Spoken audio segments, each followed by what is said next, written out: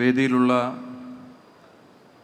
the honorable governors, especially the Governor of Kerala, Muhammad Arif Khan, Malankara സഭയുടെ ആത്മമിത്രം സീതരംപിള്ള sir, പരിശുദ്ധ ബാബാ തിരുമേനി, അവർ distinguished guest, അഭിനന്ദരായ പിതാക്കന്മാരെ, ജനപ്രതിനിധികളെ, ബഹുമാന്യരായ മന്ത്രിമാരെ,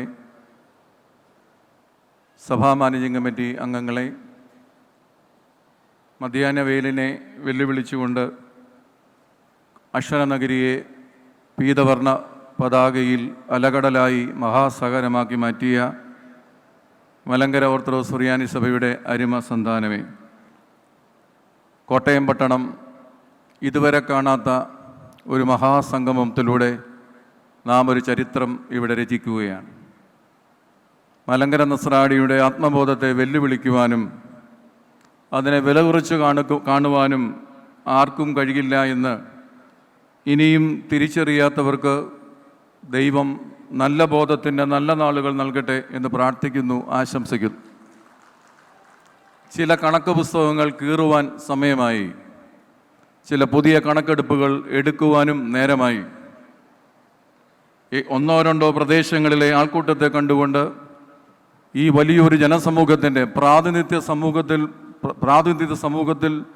പ്രാതിനിധ്യ ബോധ്യത്തിൽ മാത്രമേ ഈ മഹാസമ്മേളനത്തിൽ പങ്കെടുക്കുന്ന ജനക്കൂട്ടത്തിൻ്റെ ആത്മവിശ്വാസത്തെയും ഏത് പ്രതിസന്ധികളുടെ നടുവിലും കാതോലിക്ക സിംഹാസനവും മാർത്തോമാ ശ്ലീഹായുടെ സിംഹാസനവും നെഞ്ചോട് ചേർത്ത് പരിപാലിക്കുന്ന ഈ ജനത്തിൻ്റെ ആത്മബോധവും തിരിച്ചറിയാത്തവർ ചില പുതിയ കണക്കെടുപ്പുകൾ എടുക്കട്ടെ എന്നാണ് ഞങ്ങൾക്ക് പ്രാർത്ഥിക്കുവാനുള്ളത്.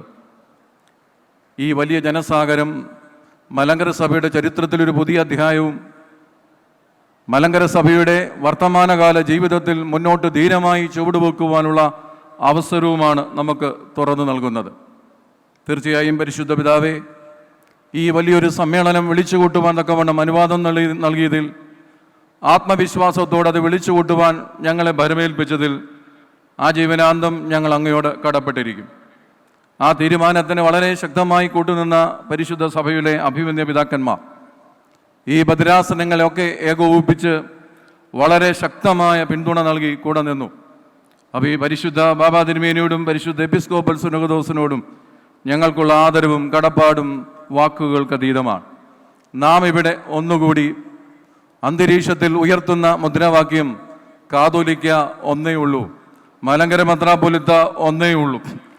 വ്യാജപ്പതികൾ സൃഷ്ടിച്ചുകൊണ്ട് മലങ്കര സഭയുടെ നസ്രാണി ബോധത്തെ വെല്ലുവിളിക്കുവാൻ ആര് പരിശ്രമിച്ചാലും നസ്രാണി സടകുടഞ്ഞെഴുന്നേൽക്കുമെന്ന ആത്മബോധത്തിന്റെ വിളംബരഗാഥയായി ഈ മഹാസമ്മേളനം മാറുകയാണ്.